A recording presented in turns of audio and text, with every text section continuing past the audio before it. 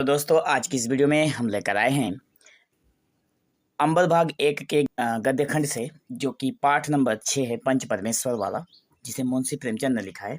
उसी के को आज हम लोग इस वीडियो में कवर करेंगे। तो पहले हम लोग लेखक संबंधित प्रश्न उत्तर देखेंगे, फिर पाठ्य पुस्तक से संबंधित, उसके बाद ग्रामर को भी देख लेंगे। ठीक है।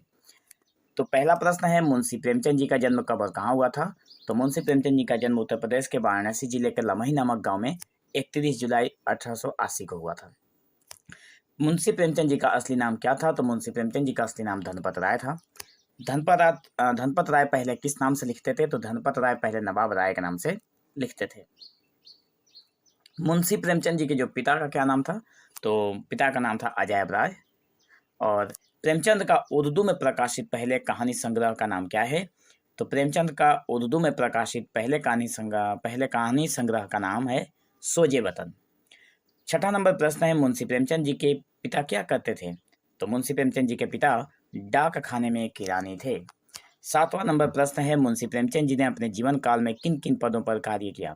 तो इन्होंने अपने जीवन काल में शिक्षक, मतलब मुंशी प्रेमचंद जी ने अपने जीवन काल में शिक्षक, डिप्टी इंस्पेक्टर के पदों पर कार्य किया। मुंशी प्रेमचंद जी का देहांत कब हुआ था? तो मुंशी प्रेमचंद जी का देहांत 18 अक्टूबर 1936 ईस्वी में हुआ था। उर्दू पत्रिका जो कि जमाना में उनकी कौन सी कहानी प्रकाशित हुई थी और कब हुई थी? तो उर्दू जो पत्रिका है जमाना में, सॉरी यहाँ पर पत्रिका लिखिएगा आप लोग, पत्रिका हो गया, टाइपिंग मिस्टेक है। जमाना में उर्दू पत्रिका जमाना में सन 1907 में उनकी पहली कहानी संसार का सबसे अनमोल रत्न प्रकाशित हुई थी। उर्दू पत्रिका जमाना के तत्कालीन संपादक कौन थे? तो तत्कालीन संपादक थे मुंशी दया नारायण निगम जी। ठीक है। लेखक को प्रेमचंद यह नाम किसने दिया? तो उन्हें यह नाम उर्दू पत्रिका जमाना के तत्कालीन संपादक मुंशी दया नारायण निगम ने दिया था। यहाँ पे भी पत्रिका की जगह पर पंत्रिका हो गया, इसको आप लोग करेक्ट कर लीजिएगा। मुंशी प्रेमचंद की हिंदी में प्रकाशित प्रथम कहानी का नाम क्या था? तो मुंशी प्रेमचंद की हिंदी में प्रकाशित प्रथम कहानी का नाम था पंच परमेश्वर। ये पंच परमेश्वर मुंशी प्रेमचंद की पहली कहानी है जो कि हिंदी में प्रकाशित की गई थी। प्रेमचंद ने लगभग कितनी कहानियां और कितने उपन्यासों की रचना की है? प्रेमचंद ने लगभग 300 कहानियां और 13 उपन्यासों की रचना की है। प्रेमचंद की गिनती किस प्रकार के लेखकों में की जाती है?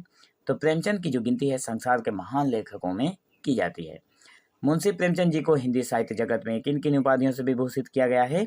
तो मुंशी प्रेमचंद जी को हिंदी साहित्य जगत में उपन्यास सम्राट, महान कहानीकार, कलम का सिपाही जैसी उपाधियों से विभूषित किया गया है। प्रेमचंद की सर्वश्रेष्ठ कहानियाँ कौन कौन सी हैं? तो इनकी कहानियाँ जो सर्वश्रेष्ठ कहानियाँ वो क्रमशः हैं शतरंज के खिलाड़ी, नमक का दरोगा, परीक्षा, ठाकुर का कुआं, पूस की रात, बूढ़ी काकी, कफन और सवा सेर गेहूं। प्रेमचंद ने किन किन पत्रों का संपादन किया था? तो प्रेमचंद ने हंस, जागरण और मर्यादा आदि पत्रों का इन्होंने संपादन किया था। प्रेमचंद के प्रसिद्ध उपन्यासों के नाम लिखो। तो प्रसिद्ध उपन्यास हैं गोदान, गबन, निर्मला, सेवा सदन, कर्मभूमि, प्रेमाश्रय, प्रतीक्षा, कायाकल्प और मंगलसूत्र हैं। प्रेमचंद जीवन भर किस समस्या से जूझते रहे? तो प्रेमचंद जीवन भर आर्थिक तंगी से जूझते रहे, मतलब पैसे कौड़ी की दिक्कत रही उनके जीवन में। उनकी कहानियां कहाँ और किस रूप में संकलित हैं? तो उनकी कहानियां जो है वो मानसरोवर के 8 भागों में संकलित हैं। हिंदी साहित्य जगत में उपन्यास सम्राट किसे कहा जाता है? तो हिंदी साहित्य जगत में मुंशी प्रेमचंद जी को ही उपन्यास सम्राट कहा जाता है। अब हम लोग बात करेंगे पाठ्य पुस्तक संबंधित जो प्रश्न उत्तर हैं। पहला है जो कि विकल्पित है, निम्नलिखित विकल्पों में से सही का चयन करना है। तो हज के लिए जाते समय जुम्मन अपना घर सौंप गए थे। किसको सौंप गए थे जुम्मन? हमें पता है, हम लोगों ने जो चैप्टर है उसे पढ़ा है। तो अलगू को, समझू को, रामधन मिश्र को, बटेश्वर को। तो यहाँ पे अलगू उसका मित्र था, इसलिए उन्होंने अलगू को वे सौंप कर घर गए थे जुम्मन। ठीक है। उसके बाद है जुम्मन ने स्थानीय कर्मचारी गृह स्वामी के प्रबंध में दखल देना उचित न समझा। इसमें स्थानीय कर्मचारी किसके लिए कहा गया है? तो खाला के लिए, करीमन के लिए, अलगू के लिए, जुम्मन के लिए। तो यहाँ पर इनकी जो पत्नी है वो करीमन के लिए कहा गया है। जो करीमन है वो जुम्मन की पत्नी है। पिछले साल अलगू चौधरी बैलों की एक सुंदर जोड़ी लाए थे। अब कहा गया है कहाँ से लाए थे? बटेसर से, समझू साहू से, रामधन मिश्र से, जुम्मन से। तो यहाँ पे वे लाए थे बटेसर से। ठीक है।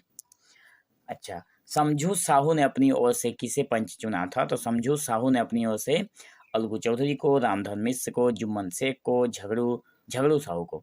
तो यहाँ पर हमारा करेक्ट ऑप्शन होगा ऑप्शन नंबर 3, जुम्मन शेख को उन्होंने अपनी ओर से पंच चुना था कहानी के अंदर। अब हम लोग बात करेंगे निम्नलिखित प्रश्न का उत्तर, जो कि एक वाक्य में देना है। जुम्मन के पिता का नाम क्या था? तो उनके पिता का नाम था जुमराती शेख। अलगू ने बचपन में किससे शिक्षा प्राप्त की थी? तो अलगू ने बचपन में जुम्मन शेख के पिता जुमराती शेख से शिक्षा प्राप्त की थी।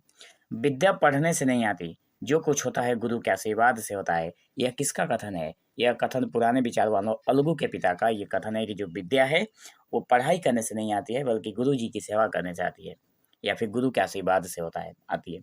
बूढ़ी खाला ने अपनी मिल्कियत ठीक है, मिल्कियत किसके नाम रजिस्ट्री कर दी थी?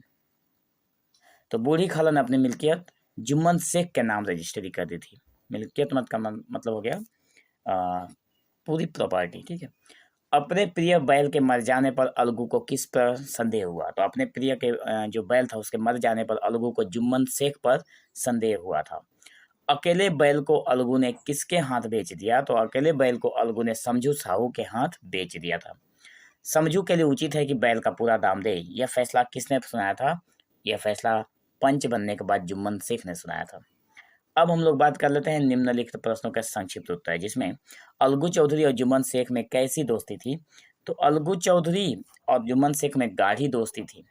दोनों एक दूसरे पर पूरा विश्वास था, दोनों को एक दूसरे पर पूरा विश्वास था। दोनों की साझे में खेती होती थी, मतलब दोनों मिलकर खेती करते थे। एक के बाहर जाने पर दूसरा घर की देखभाल करता था। किंतु इन सब के बावजूद उन दोनों में परस्पर न तो खान पान का व्यवहार था और ना ही धार्मिक संबंध। दोनों के विचार एक दूसरे से मिलते थे। मित्रता का मूल मंत्र भी यही है कि दो लोगों में विचार मिलने चाहिए। अलगू ने गुरुजी की क्या सेवा की थी? तो अलगू ने गुरुजी की बहुत सेवा की थी। तशरियाँ माजी थी, प्याले धोए थे और हुक्के जलाए थे। गुरुजी का एक चिलम जलाने के लिए उसे आधा आधा घंटा किताबों से अलग रहना पड़ता था। ग नंबर का प्रश्न है, दान पात्र की रजिस्ट्री होने से पहले खालाजान का किस तरह आदर सत्कार किया गया था? तो दान पात्र की रजिस्ट्री होने से पहले खालाजान का खूब आदर सत्कार किया गया था। उन्हें खूब स्वादिष्ट भोजन कराया गया था। हलवे पुलाव की वर्षा की गई थी। उनकी सारी इच्छाएं की गई थी। उसके बाद का प्रश्न है, खालाजान को जुम्मन से क्या शिकायत थी? उसने पंचायत करने की धमकी क्यों दी? खालाजान जो है वो जुम्मन की पत्नी करीमन की कड़वी बातें सुन सुनकर तंग आ गई थी। इसलिए उन्होंने जुम्मन से यह शिकायत की, बेटा तुम्हारे साथ मेरा निर्वाह न होगा, तुम मुझे रुपए दे दिया करो, मैं अपना पका खा लूंगी। खालाजान की शिकायत का जुम्मन पर कोई असर नहीं हुआ था। वह उसे रुपया देने से तो मुकर ही गया, उल्टे में उसके लिए अप्रिय वचन का भी प्रयोग किया था। उससे खालाजान बिगड़ गई और उसने पंचायत करने की धमकी दी। पंचायत करने की बात सुनकर जुम्मन के मन में डर के बजाय प्रसन्नता का भाव क्यों जागृत हुआ था?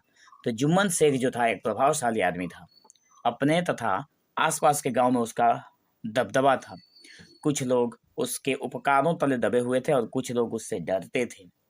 किसी में उसके खिलाफ बोलने की न तो शक्ति थी और ना ही उसका सामना करने का साहस था। तो वह पंचायत में अपनी जीत के प्रति आश्वस्त था। इसलिए पंचायत कराने की बात सुनकर उसके मन में डर के बजाय प्रसन्नता का भाव जागृत हुआ था। उसके बाद का प्रश्न है, यह जानते हुए कि अलगू जुम्मन का पुराना मित्र है, फिर भी खाला ने अलगू को ही पंच क्यों चुना? खाला के मन में पंचों के प्रति गहरी आस्था थी। उनके प्रति उसकी जो पवित्र धारणा थी, वह जानती थी कि पंच परमेश्वर का दूसरा रूप होता है। पंच न किसी के दोस्त होते हैं और न दुश्मन। उनके दिल में ईश्वर का निवास होता है। उनके मुंह से जो भी बात निकलती है वह ईश्वर की वाणी होती है। इसलिए यह जानते हुए कि अलगू जुम्मन का पुराना मित्र है, फिर भी ठीक है, पुराना मित्र है, फिर भी खाला ने अलगू को ही अपना पंच चुना था। 6 नंबर का प्रश्न है, अलगू चौधरी ने पंचायत में क्या फैसला सुनाया? तो अलगू चौधरी ने पंचायत में यह फैसला सुनाया कि खालाजान को महावर खर्च देना नीति संगत है। खाला की जायदाद से इतना मुनाफा अवश्य होता है कि उसे महावर खर्च दिया जा सके। महावर का मतलब हो गया एक महीने भर का खर्च। अगर जुम्मन को खर्च देना मंजूर ना हो तो हिब्बानामा रद्द समझा जाएगा, मतलब जो रजिस्ट्री हुई थी उसको रिजेक्ट कर दिया जाएगा, कैंसिल कर दिया जाएगा। अलगू चौधरी और जुम्मन शेख की दोस्ती में दरार क्यों पड़ गई? तो अलगू चौधरी के द्वारा पंचायत में जुम्मन शेख के खिलाफ फैसला सुनाने के कारण दोनों की दोस्ती में दरार पड़ गई। यद्यपि अलगू चौधरी ने पंच की हैसियत से न्याय संगत फैसला सुनाया था, किंतु जुम्मन शेख को अलगू चौधरी से ऐसे फैसले की आशा नहीं थी। इस फैसले ने दोनों की गाढ़ी दोस्ती की जड़ हिला दी थी। उनके मित्रता रूपी वृक्ष सत्य के झोंकों से उखड़ गया था। उसके बाद है 6 नंबर का प्रश्न। सरपंच बनाए जाने पर जुम्मन शेख के मन में किस तरह का भाव पैदा हुआ? जवाब में लिखेंगे सरपंच का उच्च स्थान ग्रहण करते ही जो जुम्मन शेख के मन में अपनी जिम्मेदारी का भाव पैदा हो गया था। जब जुम्मन सरपंच बना था तब उसको अपनी जिम्मेदारी का एहसास हुआ। न्याय और धर्म के सर्वोच्च आसन पर बैठते ही उसने निश्चय किया कि मैं फैसला सुनाते समय अपनी वाणी में अपने मनोविकारों का समावेश नहीं होने दूंगा। मनोविकार मतलब है जो अलगू के खिलाफ उसके मन में चल रहा था कि समय पाते ही वो भी उसका बदला लेगा, लेकिन जैसे ही वो धर्म की उस गद्दी पर बैठा उसके मन में ये सारी चीजें हट गई। वो परमात्मा के स्वरूप ईश्वर के स्वरूप से फैसला लेने लगा। मैं बिना भेदभाव के निष्पक्ष फैसला सुनाऊंगा। उसने कहा था कि मैं बिना भेदभाव के निष्पक्ष होकर फैसला सुनाऊंगा, मैं सत्य का मार्ग अपनाऊंगा और इस मार्ग से तनिक भी विचलित नहीं होऊंगा। मतलब फैसला सुनाने से पहले ये उसने अपने मन में सोचा था और संकल्प लिया था। तो जुम्मन शेख के फैसले पर समाज में क्या प्रतिक्रिया हुई? तो जुम्मन शेख के फैसले पर समाज में बड़ी अच्छी प्रतिक्रिया हुई। सब लोगों ने जुम्मन की नीति परायणता की प्रशंसा की। चारों ओर से पंच परमेश्वर की जय जयकार की ध्वनि सुनाई देने लगी थी। 4 नंबर का प्रश्न है, जुम्मन शेख और अलगू चौधरी के बीच मित्रता की मुरझाई लता किस प्रकार फिर से हरी हो गई थी? तो अलगू चौधरी और समझू साहू ने पंचायत बुलाई थी। उसमें साहू ने अपनी ओर से जुम्मन शेख को पंच चुना था, तो चौधरी ने भी जुम्मन को अपना पंच मान तो लिया था, किंतु मन ही मन उससे इस बात का भय था कि कहीं जुम्मन शेख आज इस मौके का लाभ उठाकर अपना पुराना बदला न चुका ले। किंतु जुम्मन ने पंच की गरिमा और मर्यादा के अनुरूप नीति संगत और निष्पक्ष फैसला सुनाया था, तो जिसमें चौधरी की जीत हुई थी। फैसला उनके पक्ष में सुनाया गया। जुम्मन को भी ज्ञान हो गया कि पंच के पद पर बैठकर न कोई किसी का दोस्त होता है और न दुश्मन। उसे विश्वास हो गया था कि पंच के जबान से खुदा बोलता है। वह अलगू के पास आया और गले लिपट कर रोने लगा। अलगू भी स्वयं को रोक न सका, वे भी रोने लगे। अलगू भी स्वयं को न रोक सके और वे भी रोने लगे। उस जल से दोनों के दिलों का मैल धुल गया और मित्रता की मुरझाई हुई लता फिर से हरी हो गई। इस कहानी से आपको क्या शिक्षा मिलती है? तो इस कहानी से हमें यह शिक्षा मिलती है कि हमें एक उत्तरदायी, सचेत, न्यायपरायण एवं प्रबुद्ध नागरिक बनना चाहिए। हमें चाहे जिस किसी पद पर रहें, हमें उसकी गरिमा तथा मर्यादा की रक्षा करनी चाहिए। सदैव सत्य एवं न्याय मार्ग पर चलना चाहिए। इस मार्ग से कभी विचलित नहीं होना चाहिए। ठीक है, अब हम लोग बात करेंगे आशय स्पष्ट की। क नंबर का प्रश्न है, जुम्मन हंसे जिस तरह कोई शिकारी हिरन को जाल की तरफ जाते देखकर मन ही मन हंसता है। तो इस पंक्ति का आशय यह कि पाठ के संदर्भ में शिकारी शब्द जुम्मन के लिए, हिरन शब्द खालाजान के लिए और जाल शब्द पंचायत के लिए प्रयुक्त हुआ है। खालाजान द्वारा पंचायत करने की धमकी दिए जाने पर जुम्मन को भी काफी प्रसन्नता हुई थी, क्योंकि खालाजान रूपी हिरन का पंचायत रूपी जाल में फंसना सुनिश्चित था। जुम्मन एक प्रभावशाली व्यक्ति था। अपने तथा आसपास के गांव में उसका वर्चस्व था, मतलब दबदबा था। उसे यकीन था कि यदि खालाजान पंचायत बुलाती है तो उसमें मेरी जीत सुनिश्चित है। फैसला निश्चय ही मेरे पक्ष में होगा और इस प्रकार खालाजान के साथ रात दिन की खटखट से मुक्ति मिल जाएगी। उसके बाद है ख नंबर, हमारे सोए हुए धर्म ज्ञान की सारी संपत्ति लूट जाए तो उसे खबर नहीं होती, परंतु ललकार सुनकर वो सचेत हो जाता है। पाठ के संदर्भ में यह बात अलगू चौधरी को लक्ष्य करके कहा गया है। अलगू जो था वो जुम्मन का मित्र था, इसलिए अलगू चौधरी को यह लक्ष्य किया गया है क्योंकि अलगू जुम्मन का मित्र था। इसलिए खालाजान द्वारा बुलाई जाने वाली पंचायत में उसकी खिलाफत करने से बचना चाहता है, परंतु जब खालाजान उसे ललकारते हुए कहते हैं कि बेटा क्या बिगाड़ के डर से ईमान की बात ना कहोगे, तब उसका सोया हुआ धर्म ज्ञान जग जाता है। उसकी अंतरात्मा उसे कचोटने लगती है और वो अपने उत्तरदायित्व को समझने लगता है अपने उत्तरदायित्व का ज्ञान बहुधा हमारे संकुचित व्यवहारों का सुधारक होता है। जब हम राह भूलकर भटकने लगते हैं तब यही ज्ञान हमारा विश्वसनीय पथ प्रदर्शक बन जाता है।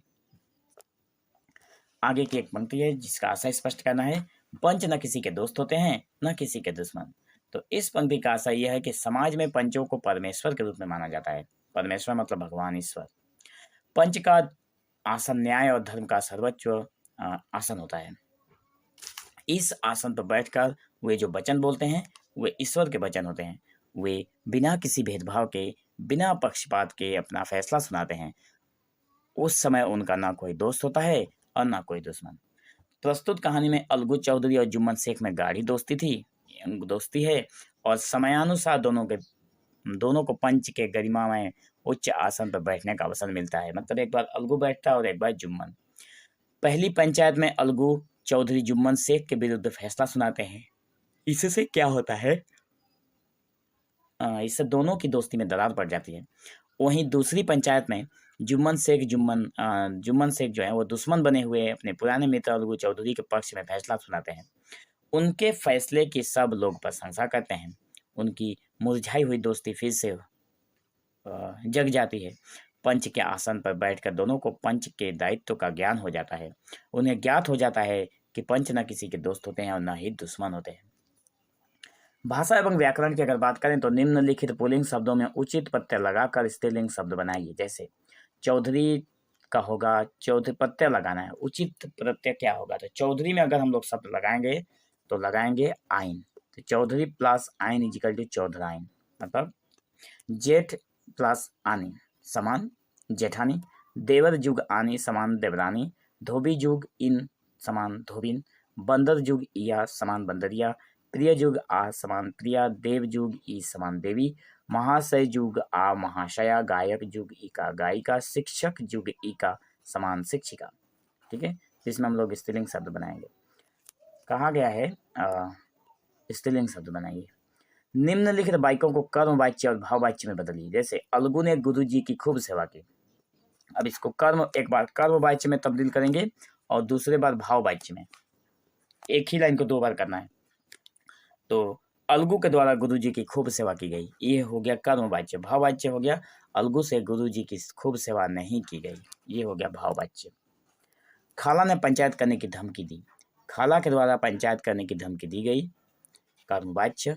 खाला से पंचायत करने की धमकी नहीं दी गई, ये हो गया भाववाच्य। मतलब ज्यादातर नहीं लगा है। ठीक है, वह बाजार जाता है, किसमें नहीं लगा है, भाववाच्य में नहीं लगा है और कर्मवाच्य में द्वारा शब्द का प्रयोग किया गया है। उसके द्वारा बाजार जाया जाता है। और ख नंबर में हम लोग को यहाँ पे देख रहे हैं, उससे बाजार नहीं जाया जाता, ये हो गया भाववाच्य। लड़के खेल रहे हैं, लड़कों के द्वारा खेला जा रहा है, ये हो गया कर्मवाच्य। लड़कों से खेला नहीं जा रहा, ये हो गया भाववाच्य। जुम्मन ने फैसला सुनाया, तो जुम्मन के द्वारा फैसला सुनाया गया, कर्मवाच्य। जुम्मन से फैसला नहीं सुनाया गया, ये हो गया भाववाच्य। मैं पत्र लिखता हूँ, ये हो गया। इसका अगर हम लोग कर्मवाच्य देखेंगे तो मेरे द्वारा पत्र लिखा जाता है, कर्मवाच्य मुझसे पत्र नहीं लिखा जाता, ये हो गया भाववाच्य। मतलब थोड़ी सी इधर उधर की गई। देवजीत ने गाना गाया, तो देवजीत के द्वारा गाना गाया, कर्मवाच्य। देवजीत से गाना नहीं गाया गया, ये हो गया भाववाच्य। वह धोबी को कपड़े देता है, उसके द्वारा धोबी को कपड़े दिए जाते हैं, कर्मवाच्य। उससे धोबी को कपड़े नहीं दिए जाते, ये हो गया भाववाच्य। रमेश चल नहीं सकता, रमेश के द्वारा चला नहीं जाता, ये हो गया कर्मवाच्य। रमेश से चला नहीं जा सकता, ये हो गया भाववाच्य। कुत्ते भौंकते हैं, कुत्तों के द्वारा भौंका जाता है, ये हो गया कर्मवाच्य। कुत्तों से भौंका नहीं जाता, ये हो गया भाववाच्य। उसके बाद की जो पंक्तियां हैं, मतलब जो प्रश्न है, वो कहा गया है कि नीचे दिए गए समस्त पदों का विग्रह करते हुए समास का नाम लिखिए। मतलब समास है सत्संग, यथाशक्ति, शाम सवेरे, प्राणघातक, भले मानस, देववाणी। तो समस्त पद का मतलब हो गया जो, या फिर समासिक पद का मतलब हो गया वो जो शब्द दिए गए हैं। विग्रह करेंगे तो उसको खोल कर लिखेंगे और समास का नाम बता देंगे। जैसे यहाँ पे है सत्संग, सत्संग का मतलब हो गया सज्जनों का संग। अब यहाँ पे सज्जनों का संग है तो ये हमारा संबंध तत्पुरुष है, क्योंकि का जो आता है वो हमारे तत्पुरुष समास में आता है, इसलिए का है हमारा, इसलिए संबंध तत्पुरुष। यथाशक्ति, शक्ति के अनुसार, जो कि अव्ययी भाव समास है। ठीक है। यथा सब यहाँ पे यथा है बोलकर यह बेभाव समास है। शाम सवेरे ये हो गया हमारा द्वंद्व समास, क्योंकि यहाँ पे और लगा है, शाम और सवेरे। प्राण घातक, प्राणों के घातक जो के है वो भी हमारा संबंध तत्पुरुष है। इसमें का, के, की, ना, नेनी, रा, दे, री ये सभी आते हैं संबंध तत्पुरुष में। भले मानस, भले मतलब अच्छा, अच्छा है जो मानस या फिर भला है जो आदमी, कर्मधारय समास है। क्योंकि इसमें जो ट्रिक हम लोगों ने बताया था वीडियो में, पिछली वीडियो अगर आप लोगों ने नहीं देखा है तो डिस्क्रिप्शन में उसका लिंक दे दूंगा, समास का आप लोग देख लीजिएगा। बिल्कुल बहुत ही कम समय में अच्छे ढंग से सब कुछ क्लियर किया गया है, ताकि आप लोगों को सारी चीज़ें समझ में आ जाए। देववाणी, देवों की वाणी संबंध तत्पुरुष है, क्योंकि मैंने अभी अभी आप लोगों को कहा था कि इसमें की होता है। अगर आप लोगों ने समास की वीडियो नहीं देखा है तो डिस्क्रिप्शन में लिंक मिलेगा, जरूर जाकर देखिएगा। बहुत सारे बच्चों को समास क्लियर नहीं होता है, क्लियर हो जाएगा अगर आप लोग उस वीडियो को एक बार देख लेते हैं तो। अतिरिक्त प्रश्न एवं उत्तर की अगर बात करें तो जुम्मन शेख और अलगू चौधरी की मित्रता का मूल मंत्र क्या था? तो जुम्मन शेख और अलगू चौधरी की मित्रता का मूल मंत्र उनको आपसी जो वैचारिक मेल था, जो उनकी सोच मिलती थी, वही था। गांव में अलगू का मान किस कारण था? तो गांव में अलगू का मान धन के कारण था। ठीक है। जुम्मन शेख किस कारण सबके आदर पात्र थे? तो जुम्मन शेख अपनी अनमोल विद्या के कारण सबके जो हैं वो सबके सामने आदर पात्र थे। खालाजान की मिल्कियत क्या थे? खालाजान की मिल्कियत 3 बीघा जमीन थी। खालाजान की मिल्कियत अपने नाम लिखवा देने के बाद जुम्मन की पत्नी उनका किस तरह आदर सत्कार करने लगी? तो खालाजान की जो मिल्कियत थी अपने नाम लिखवा लेने के बाद जुम्मन की जो पत्नी थी उनकी रोटियों के साथ कड़वी बातों को कुछ तेज तीखे सालन भी देने लगी। समझू साहू ने अपनी ओर से जुम्मन शेख को पंच क्यों चुना? तो जुम्मन शेख और अलगू चौधरी में गहरी दोस्ती थी, किंतु खालाजान के द्वारा बुलाई गई पंचायत में अलगू चौधरी ने पंच के रूप में जुम्मन शेख के विरुद्ध फैसला सुनाया था। इसके बाद दोनों की दोस्ती में दरार आ गई थी, तो दोनों एक दूसरे के दुश्मन बन गए थे। तो जुम्मन शेख अलगू चौधरी से बदला लेने के लिए मौके की तलाश में थे। तो समझू साहू इस हकीकत से परिचित थे। इस बार अलगू चौधरी और समझू साहू ने पंचायत बुलाई, इसलिए समझू साहू ने अपनी ओर से जुम्मन शेख को पंच चुना, ताकि वह अलगू के विरुद्ध फैसला सुनाकर उससे अपना बदला चुका सके और पंचायत में समझू की जीत हो जाए। इसीलिए उसने उसको पंचायत चुना था, पंच चुना था।